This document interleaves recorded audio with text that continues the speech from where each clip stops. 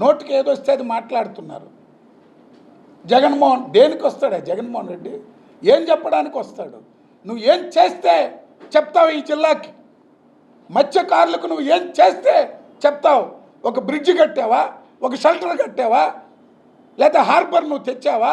Ramayapatnam port నువ్వేమన్నా నీ కుటుంబానికి కాంట్రాక్ట్ ఇచ్చుకోవడం తప్పితే నువ్వు చేసావా? మత్స్యకారులకి ఒక వల ఇచ్చావా? ఒక తెప్పిచ్చావా? ఒక ఇంజిన్ ఇచ్చావా? ఒక్క స్కీమ్ ముఖ్యమంత్రిగా జగన్మోహన్ రెడ్డి 1,00,000 రూపాయలు స్కీమ్ ఈ జిల్లాలో మత్స్యకారులకు చెప్పే ధైర్యం ఉందా మీకు? నారా లోకేష్ బాబు గారి వ్యాపారాల కోసం అంట. మీ నోటికి ఏది వస్తే అది. మీలాగా మీ నాయకుడు వైఎస్ జగన్మోహన్ రెడ్డి ప్రయోజనాల కోసం వైఎస్ రాజశేఖర రెడ్డి కృష్ణపట్నం ముత్తుకూరు నుంచి ఓడరేవుల దాకా జీవోలు ఇచ్చాడు కాబట్టి అందరూ అట్నే ఉంటారనుకున్నారా?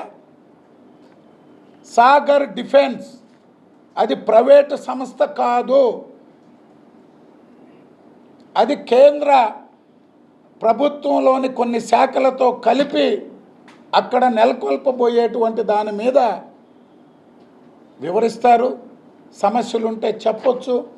మత్స్యకారుల